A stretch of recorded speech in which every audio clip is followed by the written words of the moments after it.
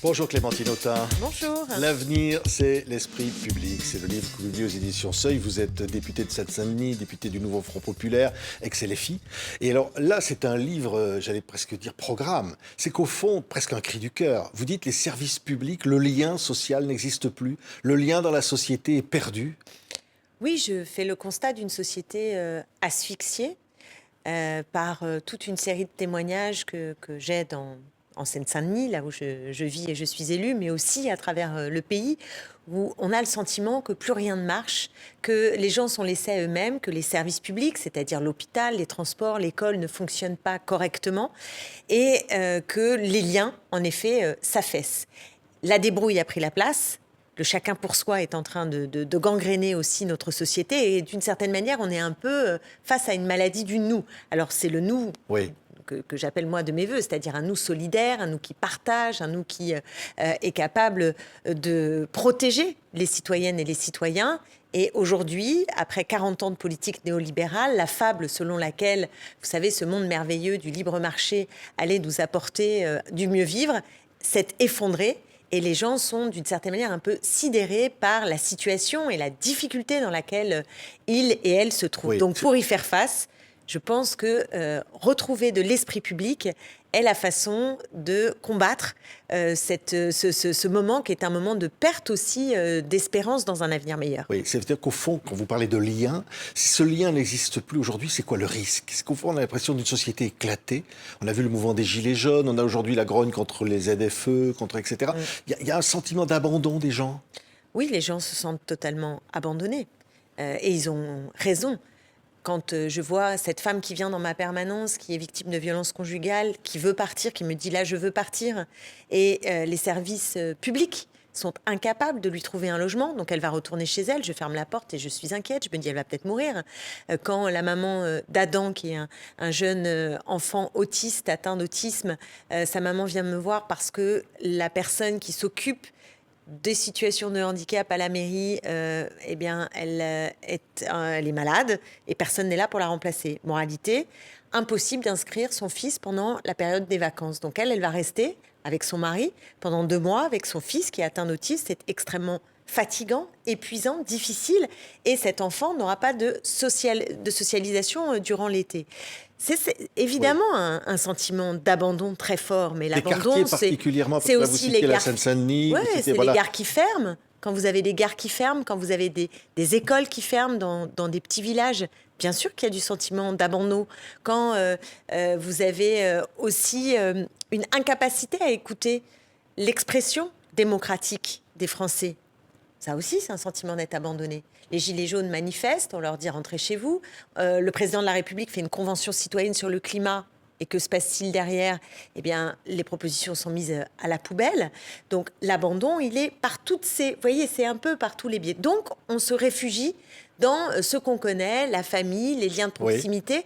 Et l'extrême droite... C'est ça, au fond, c'est qu'au fond, il y a le populisme derrière. Bien sûr. Vous dites. Parce que c'est sûr, cette désespérance, ce ressentiment aussi à l'égard des institutions, à l'égard de ceux qui dirigent le pays, ce ressentiment est exploité par l'extrême droite par une autre forme de nous, qui est le nous, on est chez nous, contre celui qui est plus dominé que soi.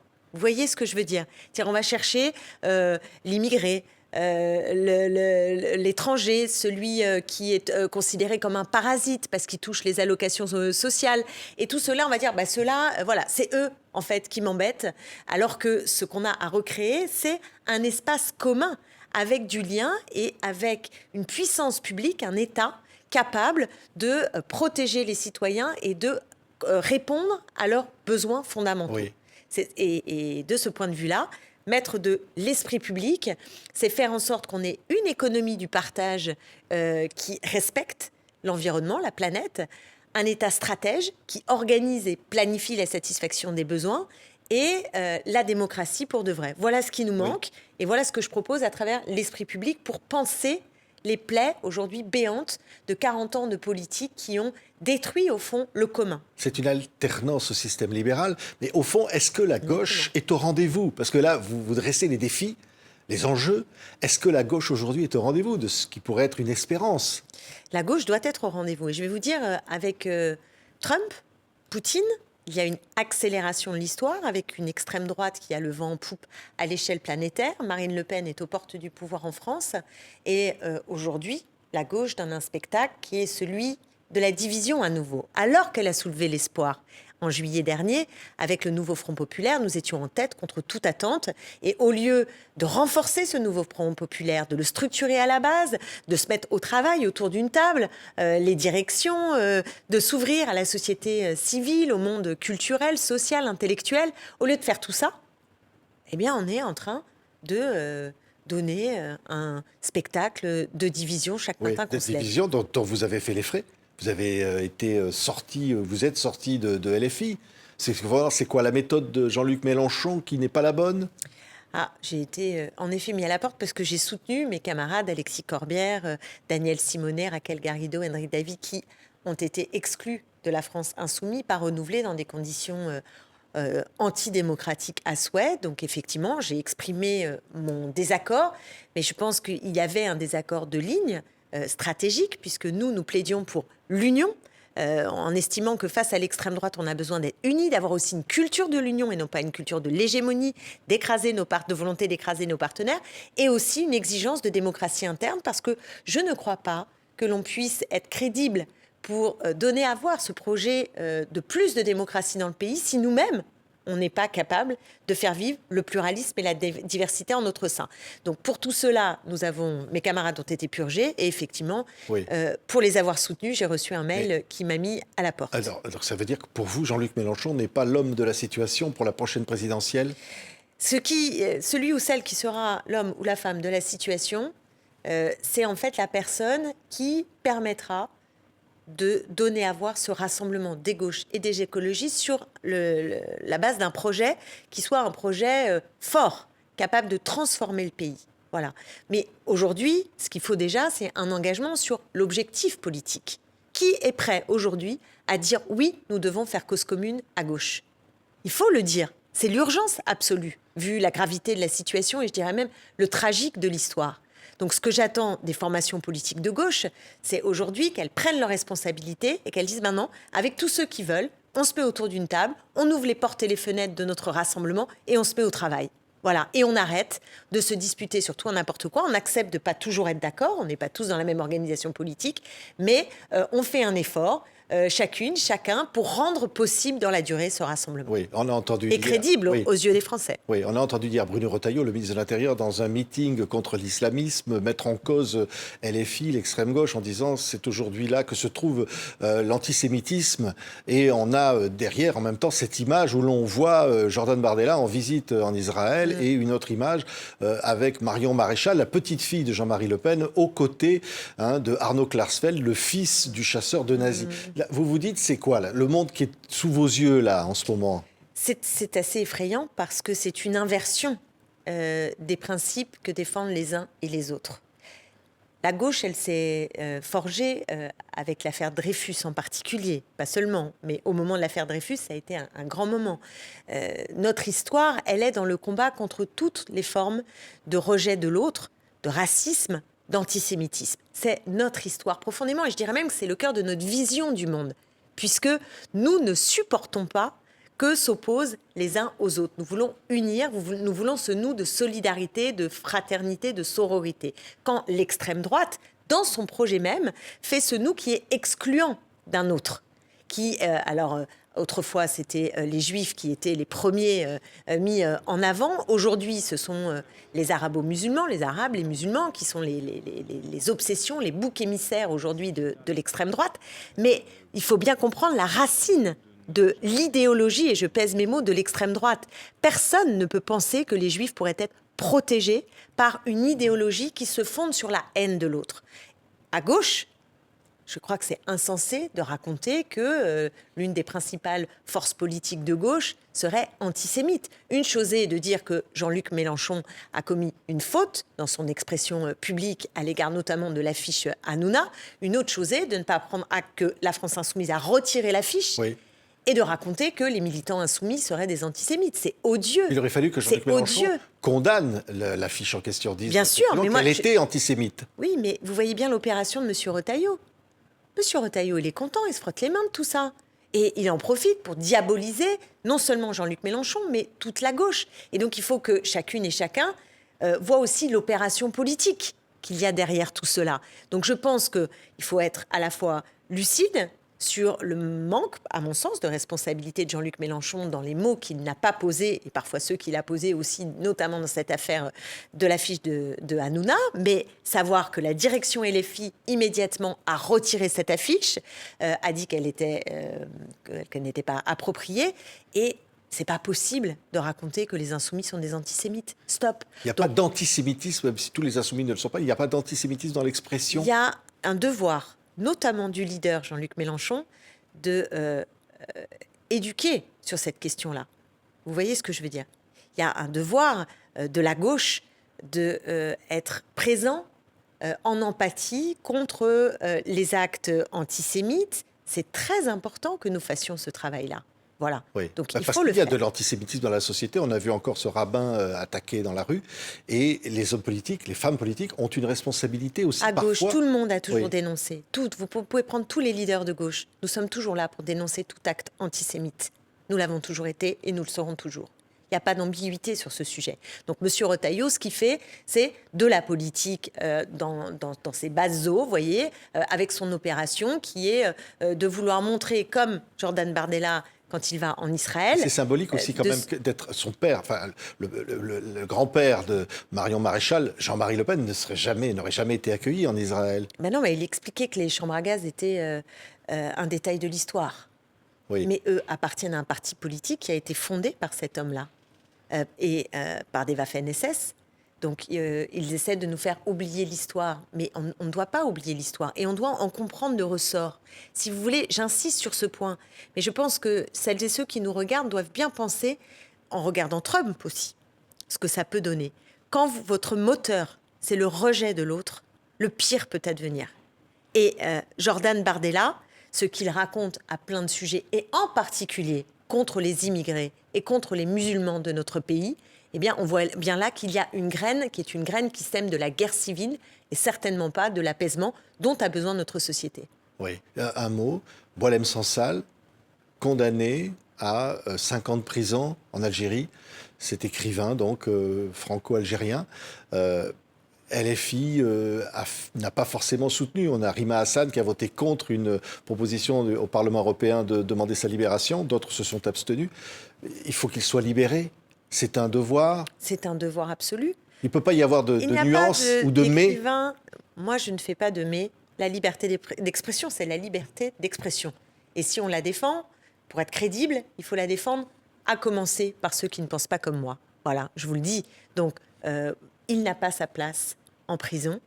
Et nous devons, nous, la France, j'ai envie de dire, nous sommes ce pays qui est attaché aux libertés et parmi elles à la liberté d'expression qui est aujourd'hui en train d'être totalement dévoyée par le Trumpisme, par toute cette extrême droite internationale qui en fait nous raconte que la liberté ce serait celle des oligarques qui font la pluie et le beau temps sur la conversation publique, que la liberté d'expression ce serait de pouvoir avoir des discours de déferlement de haine partout. Non, c'est pas ça la liberté d'expression. En revanche, il est impossible de penser qu'un écrivain, pour avoir dit ce qu'il avait le droit de penser d'une certaine manière, eh bien, puisse se retrouver 5 ans en prison. Ce n'est pas acceptable. Ça dit quelque chose aussi du régime algérien, Évidemment, pas confondre avec les Algériens. Bien sûr. Même s'il y a encore des gens, alors je cite encore Rima Hassan, qui fait l'éloge du régime algérien. Non, aujourd'hui, c'est un exemple de démocratie, c'est un exemple, l'Algérie.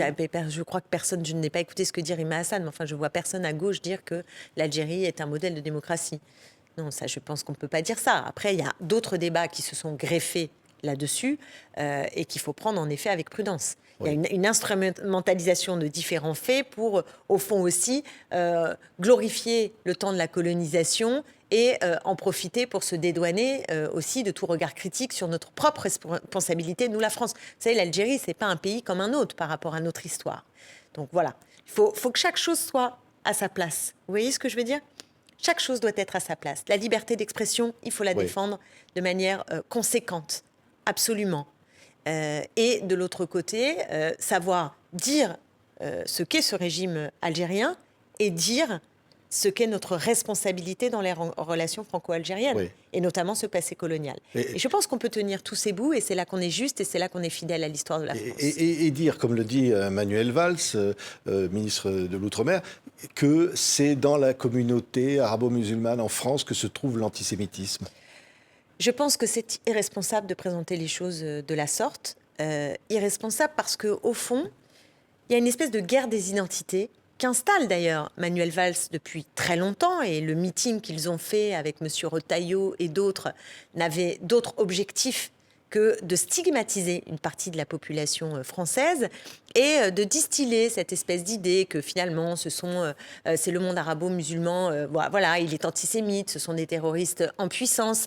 Et donc ce discours qui est en train d'être distillé est un discours qui crée de la guerre des identités et non pas de l'égalité, et non pas un discours qui nous amène à apaiser et à relier. On en revient au début de cet esprit public. L'esprit public, c'est celui qui veut relier et non pas diviser. Et ce que fait Manuel Valls, mais ça fait très longtemps, c'est en permanence jeter de l'huile sur le feu. Quand on regarde l'antisémitisme en France, dans les enquêtes d'opinion, ce qui frappe d'abord, c'est qu'en réalité, elle est plus présente chez les personnes qui se revendiquent de droite ou d'extrême droite. Donc il y a des pesanteurs, vous voyez, sociologiques, historiques, et elles sont malheureusement toujours là. Donc ils feraient bien tous de balayer devant leur porte. Oui, un mot sur le procès Gérard Depardieu, les réquisitions, 18 mois de prison avec sursis contre l'acteur après les accusations de plusieurs femmes sur le tournage du film Les Volets Verts. Gérard Depardieu, dont Emmanuel Macron avait dit « il rend fier la France ».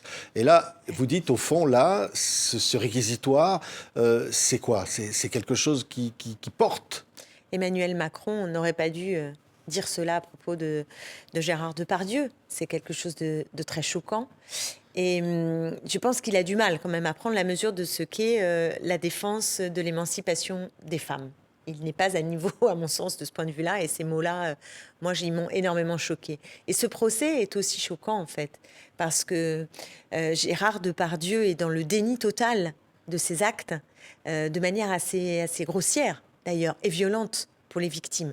Et je pense à toutes celles qui ne peuvent même pas accéder au procès, puisqu'il y a un délai de prescription.